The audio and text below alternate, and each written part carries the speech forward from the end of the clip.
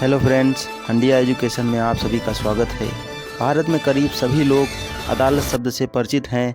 मी Lord, जज साहब और वकील जैसे शब्दों को खबरों या फिल्मों में हम सुनते रहते हैं, लेकिन एक नाम ऐसा भी है जिसे बहुत कम लोग जानते हैं। इसे ऐसे भी समझ सकते हैं कि जब कोई व्यक्ति किसी कानूनी अड़चन में पड़ता है तो उसे कानूनी पैरवी के लिए वकील की ज़रूरत पड़ती है। ठीक वैसे ही भारत सरकार को भी देश की किसी अदालत में अपना पक्ष रखने के लिए एक वकील की आवश्यकता होती है, लेकिन उसका नाम वकील नहीं होकर के महान्यायवादी होता है। इसे ही अंग्रेजी में अटॉर्नी जनरल कहा जाता है। भारत के वर्तमान महान्यायवादी वरिष्ठ अधिवक्ता R.K. वेंकटरमणी को नियुक्त किया गया है। उन्होंने के वेणुगोपाल का स्थान लिया है। तो आज की वीडियो में हम भारत के महान्यायवादी पद से जुड़ी अवधारणा को समझेंगे और उसके साथ साथ ये भी समझेंगे कि महान्यायवादी की नियुक्ति तथा उसके कार्य और पदावधि के संबंध में भारतीय संविधान क्या कहता है। तो चलिए सबसे पहले महान्यायवादी पद को समझते हैं।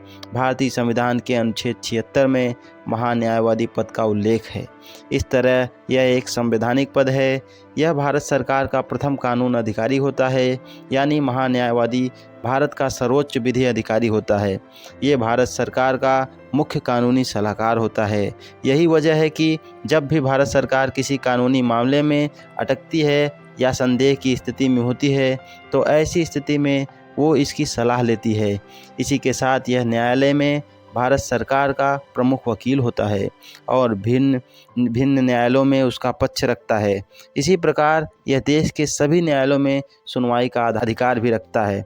महान्यायवादी के बारे में एक रोचक बात यह है कि यह न तो किसी संसद के किसी सदन का सदस्य होता है, न तो मंत्रिमंडल का सदस्य होता है, लेकिन इसे किसी भी सदन में भाग लेने तथा बोलने का अधिकार होता है। हालांकि इसे मत देने का अधिकार नहीं होता है। भारत के संविधान में महान्यायवादी पद को ब्रिटेन से लिया गया है। भारत के प्रथम न्यायवादी का नाम MC सीतलवाड़ है। तो चलिए अब जानते हैं कि महान्यायवादी की नियुक्ति और उसकी योग्यताओं के बारे में भारतीय संविधान क्या कहता है।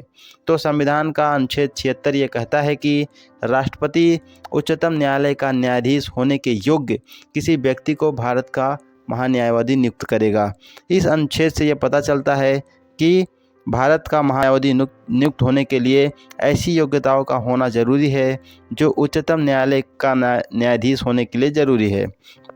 इसका मतलब यह है कि महान्यायवादी होने वाले व्यक्ति को भारत का नागरिक होना चाहिए।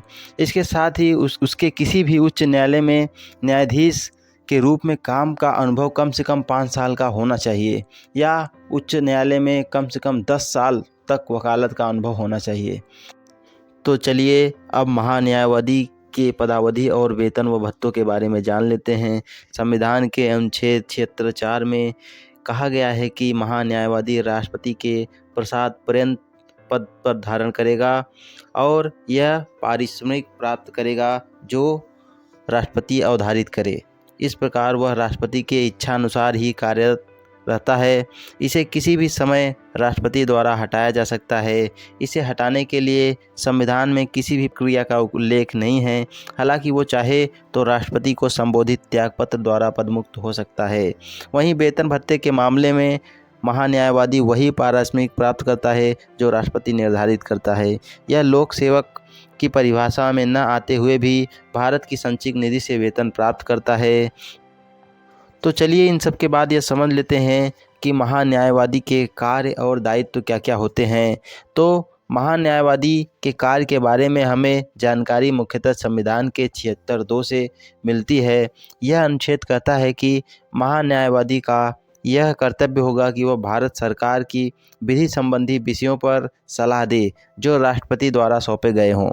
इसके साथ ही वह राष्ट्रपति के द्वारा सौंपे गए सभी कार्य को करने के लिए बाध्य है, क्योंकि यह भारत सरकार का प्रमुख न्यायाधीश होता है। इसलिए उच्चतम न्यायालय अथवा उच्च न्यायालयों तो इस तरह महान्यायवादी संघीय कार्यपालिका का एक अंग है।